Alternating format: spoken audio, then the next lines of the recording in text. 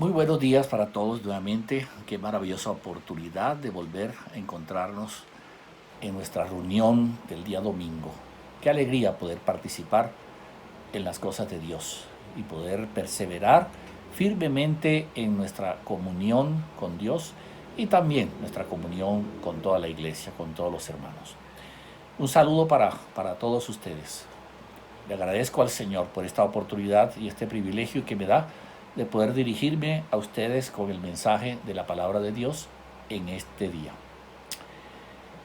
Ha habido muchas cosas maravillosas en el mes anterior, el mes de junio. Cerramos muy bien el semestre con grandes y maravillosas bendiciones de Dios. Sobre todo los pastores de tiempo completo tuvimos la oportunidad de participar de un congreso internacional, más de 300 pastores a nivel mundial, más de 300 iglesias de nuestro ministerio participaron, más o menos unas 10,000 personas cubren nuestras membresía en nuestras iglesias. 90 de esos pastores aproximadamente son pastores fuera de Colombia y los otros 200 y tantos más son pastores que sirven a Dios dentro de nuestro país matriz, que es Colombia. Una gran bendición, un tiempo de una gran bendición. Son casi 50 años de ministerio y específicamente con este nombre de CENFOL, Centros de Formación y Liderazgo Cristiano, estamos cumpliendo 26 años de una nueva personería jurídica y una nueva identidad como pueblo de Dios. En este congreso tuvimos oportunidad de compartir grandes y maravillosas bendiciones. En este mes de junio sentimos que el llamamiento de Dios es para predicar la vista a los ciegos, dar vista a los ciegos. Y no hay otra manera de encontrar esa vista a los ciegos que conocer al que es la luz. Jesús dice: yo soy la luz, el que anda en mí no vivirá en tinieblas. Y Jesús dio la vista a muchos de los ciegos físicos de ese tiempo, ilustrando precisamente la realidad de esa ceguera espiritual que los hombres tienen para con Dios y la necesidad de recibir esa luz que desciende de lo alto para poder mirar a Dios. Si usted no conoce al Señor, la manera de recibir la luz de Dios y recibir la vista a su ceguera es recibir a Dios en su corazón, permitirle a Cristo ser parte de su vida y que Él ilumine adentro de usted, ilumine sus propias tinieblas. Y si usted ya conoce a Cristo, ha recibido a Cristo en su corazón, en su propia vida, ha caminado en el Señor, la manera de mantener esa luz completa de Dios es a través de tiempos especiales con Dios, en los cuales usted sube a lo alto, en los cuales usted busca esa espiritualidad. A través del Espíritu Santo usted puede tener esa realidad y esa presencia de la luz de Dios en su corazón para todas las situaciones y las áreas de su propia vida. Bueno, yo quisiera que estuviéramos mirando en esta mañana precisamente esa realidad del Espíritu Santo en Juan 7 del 37 al 39. Ténganlo allí en la Biblia. Más adelante tendremos oportunidad de leerlo y de hacer algunas alusiones a este hermoso pasaje. Un hombre iba por un desierto y cuando encontró un pozo de agua debía cebar la bomba hidráulica para sacar el líquido. Encontró pegada a esa bomba hidráulica un letrero en una botella pequeña de 1 litro que decía: use esta agua para cebar la bomba. Luego saque toda el agua que quiera para usted, sus rebaños y sus siervos, pero por favor llene nuevamente esta botella y déjela para el uso del siguiente viajero. Yo le pregunto, ¿qué habría hecho usted? ¿Hubiera corrido el riesgo de perder la última botella de agua que quedaba, la última gota de agua en el desierto, a cambio de lograr un pozo lleno de placer y satisfacción hasta la saciedad? ¿Qué habría hecho usted? Bueno, esta agua representa al Espíritu Santo que está en el desierto de nuestras vidas para avivarnos, para limpiarnos, para refrescarnos, para llevarnos a plenitud. Usted puede vivir 40 días sin alimento, pero tan solo 3 días sin agua. Es decir, el alimento representa las necesidades y placeres lícitos e ilícitos de este mundo. En cambio, el agua representa la vida en el Espíritu. Bueno, ¿queremos nosotros en nuestra vida cristiana una llenura temporal o un caudal de vida que dure todo el viaje de nuestra existencia como creyentes? Bueno, el Espíritu Santo hace real esa omnipresencia de Dios en nosotros. Y en la medida en que nosotros fortalecemos nuestra comunión, nuestra vivencia con el Consolador, con nuestro amigo el Espíritu Santo, en esa misma medida nosotros podemos tener ese caudal de agua que salta de nuestro interior, que salta para vida eterna y que constantemente es un raudal de bendición para nosotros, para que no nos sintamos solos, tristes, para que no nos sintamos desvalidos, ni pobres, ni incrédulos, ni abandonados, sino para sentir que Dios está presente allí. Para ti que no has recibido a Cristo todavía en tu corazón, está disponible esa agua de la vida. Solo tienes que acercarte a Jesús, que es el que bautiza en el Espíritu Santo, el que da esa realidad de Dios y el que trae ese Espíritu Santo para llenar tu corazón. Y para ti que ya has caminado en el Señor y de pronto estás experimentando un desierto, se te ha acabado el agua y llegas a ese pozo profundo de Dios, ahora lo que necesitas es profundizar en el conocimiento, en el trato, en la relación con el Señor cada tiempo, cada día, para que tú puedas sentir esa vivencia profunda espiritual. Bueno, vamos a mirar en Génesis capítulo 26 al 28 y yo he titulado esta parte del tema Nacidos para acompañar a Dios. Dice así Génesis 1, 26 al 28. Entonces dijo Dios, hagamos al hombre a nuestra imagen, conforme a nuestra semejanza, y señoree en los peces del mar, en las aves de los cielos, en las bestias, en toda la tierra y en todo animal que se arrastra sobre la tierra. Y creó Dios al hombre a su imagen, a imagen de Dios lo creó, varón y hembra lo creó, y los bendijo Dios. Bueno, en nuestra presentación he escrito sin que existan estas palabras, nuestra imagen, nuestra semejanza, a imagen de Dios lo creó. Y lo he escrito sin esas palabras para resaltar ahora, colocando en esa presentación, colocando esas palabras. Entonces dijo Dios, hagamos al hombre a nuestra imagen, conforme a nuestra semejanza, y señoree en los peces del mar, en las aves de los cielos, en las bestias, en toda la tierra y en todo animal que se arrastra sobre la tierra. Y creó Dios al hombre a su imagen, a imagen de Dios lo creó, varón y hembra lo creó, y los bendijo Dios. Bueno, se ha dicho mucho sobre esta imagen de Dios. Sabemos que no es una imagen corporal, Dios es espíritu y los seres humanos tenemos cuerpo, tenemos carne. Se ha hablado también de una imagen personal, Dios es persona, como nosotros, tiene sentimientos, tiene pensamientos y tiene voluntad, y creó a un ser similar a Él, semejante a Él, para poder relacionarse como persona. El alma de Dios y el alma del hombre, si lo pudiéramos describir de esa forma, para que a través de los pensamientos de Dios se hilaran los pensamientos del hombre, para que a través de los sentimientos de Dios se hilaran también los sentimientos del hombre, y para que también a través de la voluntad de Dios pudiéramos hacer y desarrollar la voluntad de nosotros como seres humanos. Pero Dios hizo un jardín del Edén donde existía el hombre y la mujer, y Dios llegaba a recrearse de su creación.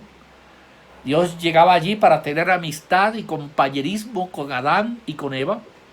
Constantemente llegaba el Señor a ese lugar para dialogar con Adán y con Eva, hasta el punto que luego del pecado se apareció el Señor para decir: Adán, Adán, ¿dónde estás? ¿Dónde te encuentras, Adán?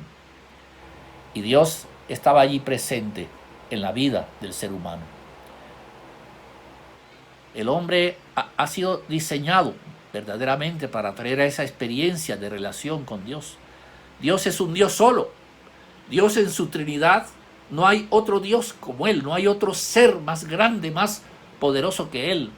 Entonces imagínate el privilegio de que Dios haya hecho tu existencia y haya diseñado al ser humano para tener un ser en esta creación, en este cosmos, un ser con el cual Dios pudiera acercarse, convivir y disfrutar de la presencia del hombre.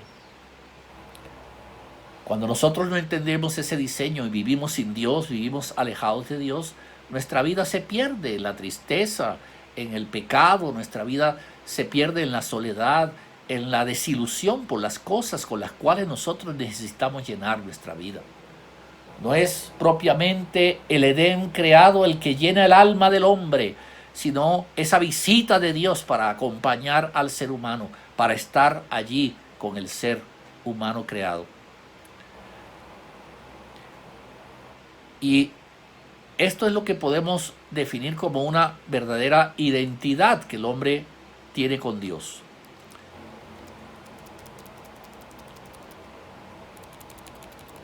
Podemos ilustrarlo con la intimidad que desarrollamos con nuestra pareja dentro del matrimonio. Una cosa es cuando nosotros tenemos la foto de los recién casados, jóvenes, llenos de vida, de emociones. Y otra cosa es la foto que hemos cultivado con el paso del tiempo, cuando somos premiados con las bodas de oro en los 50 años de nuestro propio matrimonio. En Génesis 2:24 dice: por tanto dejará el hombre a su padre y a su madre y se unirá a su mujer y serán una sola carne. Aún Cristo mismo hizo eso con su padre. Cristo dejó al Padre, se unió a su iglesia como esposa y en el tiempo de las bodas del Cordero será una sola carne con esa iglesia. Adán en ese sentido es un tipo de Cristo. Así como de su costilla brotó la esposa, también del costado herido y sangrante de Cristo nace la iglesia, en la cual estamos involucrados todos nosotros. Y el paso del tiempo es cultivar esa intimidad, esa relación profunda, esa experiencia de vivencia profunda, de conocimiento profundo, para nosotros poder tener un matrimonio de éxito y de felicidad en la vida. Pero así como miramos el comienzo de la Biblia, al mirar el final de la Biblia en Apocalipsis 2, del 1 al 5, Cristo le reclama a su iglesia la pérdida de ese primer amor. Dice: he conocido tus obras, tu arduo trabajo, tu paciencia, que has visto a los malos y no los soportas, pero tengo contra ti una sola cosa. Grandes virtudes en esa iglesia, pero Cristo tenía una pequeña cosa, y es que esa esposa, esa iglesia, había perdido el primer amor.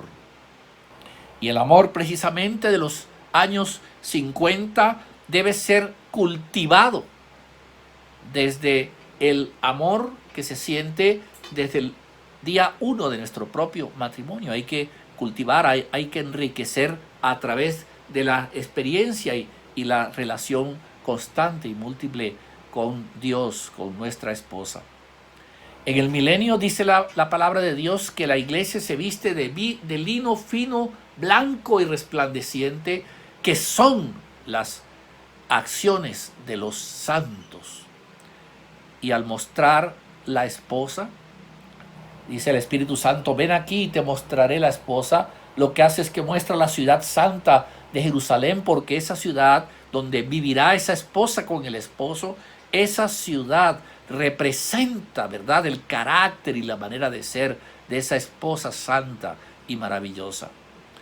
Y entre Génesis y Apocalipsis encontramos el libro del Cantar de los Cantares. Entre Génesis y Apocalipsis, en el centro, encontramos el libro del Cantar de los Cantares, que es un elogio a esa intimidad completa del esposo con la esposa.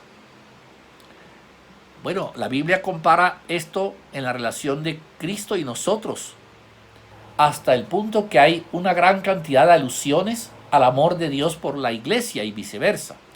En Oseas dice: he aquí yo la traeré y la llevaré al desierto y allí hablaré a su corazón. Y en el Salmo 42, el salmista, en este caso la iglesia, responde y dice: como el ciervo brama por las corrientes de las aguas, así clama por ti, oh Dios, el alma mía, mi alma tiene sed de ti, del Dios vivo. Pero ¿por qué es tan importante cultivar esta intimidad con Dios? Hay una intimidad de tipo emocional, que es la que alimenta la intimidad física o la intimidad sexual dentro del matrimonio. Y esta intimidad sexual, los momentos de intimidad sexual o intimidad profunda, física, enaltecen y enriquecen esa intimidad emocional que hay que cultivar entre esposos. Por eso logramos llegar a los 50 años de casados por cultivar esa intimidad emocional. Sin esa intimidad emocional, la intimidad física es solo carne, ¿verdad? Es solo materia. Esa intimidad emocional se mantiene, es como una línea, hay que cultivarla constantemente, ¿no? Hay que cultivar las emociones, hay que cultivar los pensamientos, hay que cultivar la voluntad entre los esposos y puntualmente, según el acuerdo mutuo, 1, 2 o 3 o más veces cada día, o cada semana, o cada mes, etcétera. Según el acuerdo mutuo, tenemos entonces esa intimidad profunda, esa intimidad física. Y esa intimidad, esos instantes, son los que alimentan nuestra intimidad emocional. Sin intimidad emocional serían solo feromonas y nada más, como vaquitas o como perritos. Por eso el adulterio es lo más terrible para una pareja de esposos. Es como en el plano espiritual, lo más terrible con Dios es adorar a otros dioses como el dinero, como el éxito, y vender nuestros compromisos y pactos hechos con nuestro Dios. Tan estable nos quiere Dios que Él nos está preparando un lugar, así como un esposo prepara un apartamento, una casa para el momento de su boda, para convivir en privado con su esposa. Así también Dios nos está preparando un lugar en el cielo para que vivamos con Él. Y mientras tanto nos da un modelo de esa casa con la iglesia en la cual nosotros nos involucramos. La iglesia es un modelo del cielo. Es un modelo humano donde nos perfeccionamos, donde nos cambiamos, pero donde sentimos la realidad de esa presencia de nuestro esposo a través de oración, a través de reunión, a través del trato con los otros hermanos. La iglesia es ese modelo del lugar en el cual Dios ha preparado para nosotros. La intimidad emocional nos hace amigos de Dios, como Abraham. Abraham logró lo máximo que un hombre puede lograr, más que siervo, más que pastor, más que profeta. Abraham fue denominado el amigo de Dios, el amigo de Dios. Llega a veces más importante en el matrimonio ser amigo y cultivar esa amistad para lograr llegar a 50, 60 o más años de casados. Es más importante ese amor filos, el amor del amigo, de la amiga. Ese amor filos nos lleva también a ser amigos de Dios y a tener compañía con el Creador. Para eso Dios nos ha dado el Espíritu Santo. Ese es el punto clave, ¿no? El Espíritu Santo es el consolador, el que está con nosotros para siempre. Es el que hace descender la omnipresencia de Dios y está en cada situación buena o mala que nosotros atravesamos en la vida. El Espíritu Santo es el que nos permite cultivar esa intimidad emocional profunda con el Dios Trino. Bueno, la intimidad emocional con Dios se alcanza, como en el matrimonio, a través de las cosas rutinarias de la vida. Quisiéramos que el matrimonio fuera perfecto, pero existen hipotecas que pagar, hijos que criar, enfermedades que sanar, viajes que realizar, hobbies en los cuales divertirse, ministerio en la iglesia, ilusiones, desilusiones. Es la rutina, logística de la vida. Y es ahí donde encontramos un ser semejante a nosotros, un ser idóneo, nuestro esposo, nuestra esposa, con los cuales al compartir esas tristezas, esas alegrías, al comunicarnos nuestras emociones y sentimientos, vamos cultivando esa profunda relación que permite que la intimidad física tenga su sentido y su razón. Pero a la vez, estas mismas situaciones logísticas, rutinarias, pueden separarnos como matrimonio.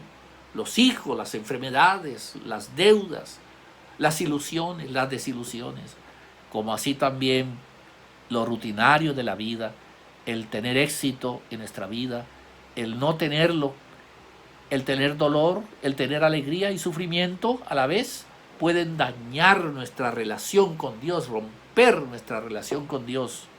Y entonces la intimidad física, los milagros, los dones, las señales, los prodigios, carecerán de sentido. No serán para nosotros respuesta. Bueno, es el Espíritu Santo el que nos hace real esa intimidad con Dios, tanto la intimidad emocional como la intimidad profunda. ¿Te sientes desanimado porque no tienes respuesta a la oración? ¿Te sientes desanimado porque las cosas no han resultado en tu vida? ¿Te sientes desanimado por X o Y circunstancias en las cuales sientes que Dios te ha fallado? Eso es porque los seres humanos tendemos a vivir por las cosas que nos rodean. Tendemos a sentir que el éxito y la felicidad está en los bienes, está en el aplauso de las multitudes, el aplauso momentáneo de las personas. Somos más por lo que vemos o lo que tocamos o lo que sentimos o lo que oímos o lo que gustamos. Pero en realidad la verdadera felicidad está profundamente arraigada en cosas que son eternas, cosas que son más importantes para nuestra vida. Por eso en Juan 7, del 37 al 39, Jesús habla de esos profundos ríos de agua, de vida, que deben aparecer para nosotros. No son como las aguas estancadas, no son ni siquiera como las represas que producen agua para nuestras ciudades, sino que son ríos ocultos que brotan de adentro de nosotros. El nacimiento del río San Juan en Guatemala es un buen ejemplo de eso. De una piedra brota una manada, un chorro de agua limpia y pura que canta y que alivia en realidad nuestras existencias en nuestra vida. Y eso es el río de Dios. Tenemos que buscar profundamente esos ríos de Dios y no ni siquiera las respuestas o no respuestas de Dios a nuestro alrededor, sino buscar esos ríos que brotan de nuestro interior por la causa y la obra del Espíritu Santo. Si aún no conoces de Cristo, por supuesto, no tienes esos ríos interiores. Tu espíritu está apagado, tu espíritu está en tinieblas. Solo tienes el alma para relacionarte con otras personas o solo tienes el cuerpo para buscar el placer y la sensación del mundo material. Necesitas nacer espiritualmente para que ahora brote de ti, de dentro de ti, esos ríos profundos de Dios. Pero si ya tienes a Cristo en tu corazón, ahora tienes que echar mano de esos ríos de Dios. Nada va a saciar tu alma, sino Dios mismo, para el cual tú fuiste creado. Nadie va a quitar las cegueras de tu corazón, las telarañas de tu propia vida, sino esa luz profunda de Dios que brota de tu interior. Esa luz que es la luz del Evangelio, la luz del Señor. Bueno, Juan 7 del 37 al 39, este sí es el momento de leerlo. Dice: en el último y gran día de la fiesta, Jesús se puso en pie y alzó la voz diciendo: si alguno tiene sed, venga a mí y beba. El que cree en mí, como dice la Escritura, de su interior correrán ríos de agua viva. Esto dijo del Espíritu que habían de recibir los que creyesen en él, pues aún no había venido el Espíritu Santo, pues Jesús no había sido aún glorificado. El que cree en mí, de su interior correrán ríos de agua viva. Primero es creer en el Señor, creer y confesar que el Señor es tu Dios, que el Señor ha muerto por tus pecados, que te arrepientes de tus acciones equivocadas en la vida. Primero hay que creer. El que confiesa con su boca y cree en su corazón que Jesús se levantó de los muertos, esa persona será salva.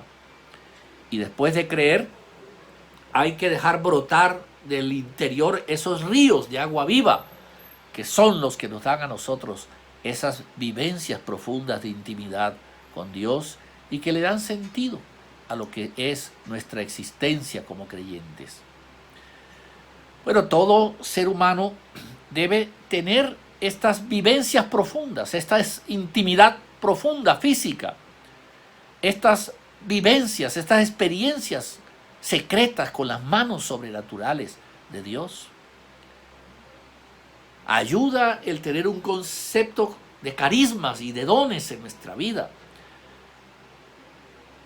Pero lo importante es creer esa realidad espiritual, es creer que los milagros y las manifestaciones de Dios son posibles hoy en día. Y eso nos dará acceso a la experiencia, la vivencia de ser esposo de Dios y de estar en el tálamo nupcial con nuestro amado, el tálamo del que habla el Cantar de los Cantares. El Cantar de los Cantares dice: me llevó a la casa del banquete y su bandera sobre mí fue amor. Debemos tener esas vivencias peculiares con Dios. Vamos a ver 4 pasajes bíblicos sobre el agua del Espíritu. El primero está en Éxodo 17, del 1 al 17. Es la peña de Oreb. Ustedes lo van a leer despacio en sus casas. Y algunos significados son importantes. El pueblo de Israel estaba cerca al desierto de Sim, en un valle que se llamaba Refidim, y después de esa vivencia y experiencia le llamaron a ese lugar Mashá y Meriba. Sin significa espina, son las espinas de Mateo 13 que ahogan la palabra de Dios en nuestra vida. Refidim significa descanso, lugar de relax, y Mashá y Meriba significan prueba y rencilla. Estaban allí junto al monte Oreb, que es el monte de Dios, y en algún lugar de ese monte el pueblo viviendo en Refidim tuvo sed, y entonces Dios le habló a Moisés para que le hablara, para que golpeara la roca. Y entonces Moisés golpeó con su vara de autoridad y de mando, golpeó esa roca y brotó el agua de la vida.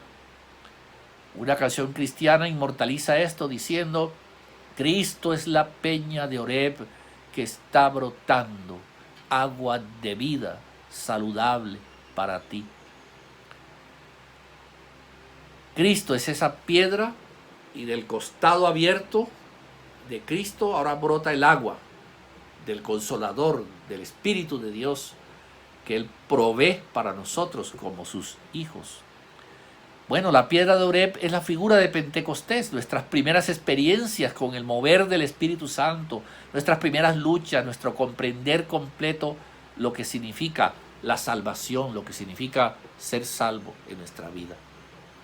Necesitamos beber de esa agua de Dios. Cuando yo me convertí al Señor, las primeras vigilias, las primeras experiencias en las reuniones, el oír hablar en lenguas, el oír las profecías, transformaron mi existencia, vieron mi corazón duro y en tinieblas vieron que Dios era un Dios real que estaba allí disponible para mí. Él era esa agua de la vida, era lo que anhelaba mi corazón y mi alma. La segunda peña está en Números 20, versículos 1, 10 y 11. Han pasado 40 años, ya el pueblo de Israel ha pasado por el desierto, ya no son las primeras experiencias de Pentecostés, sino que ahora es un pueblo que tiene que haber sido maduro, tiene que haber experimentado la realidad y la presencia de Dios. Estará a punto de ingresar a la tierra prometida. Cades viene de una palabra hebrea que es Kadosh, que significa santidad. Ahora se espera madurez y santidad en el Hijo de Dios como un requisito para entrar a la tierra prometida. Y entonces el Espíritu de Dios tenía que obrar en esos creyentes maduros de una manera diferente. Moisés ya no debía hablar y no debía golpear la roca usando una palabra profética de autoridad. Ya no había que crucificar nuevamente al Señor. Ahora había que recordar, ¿verdad?, el sacrificio de Dios. Y en la madurez no necesitamos esas obras así tan visibles de Dios. Lo que necesitamos es el toque fino de las campanas de Dios en nuestros oídos, el silbo suave y apacible de Elías, el murmullo suave en el oído de la amada. Las aguas en Cádiz representan nuestras experiencias de fe madura, nuestras convicciones, que aunque nosotros no veamos o sintamos que Dios está ahí, creemos y vivimos por lo que Él nos habla en lo secreto, en lo oculto, allí en lo profundo del corazón. Las segundas aguas son las aguas de Beer, números 21, 16 al 18, y Beer significa pozo profundo. Los nobles con sus báculos fueron cavando sus varas de autoridad y cavaban en el desierto mientras todos alababan y cantaban a Dios. Pero para cavar un pozo se necesita la herramienta, la pala, el azadón, herramientas de hierro, cavar muy profundo.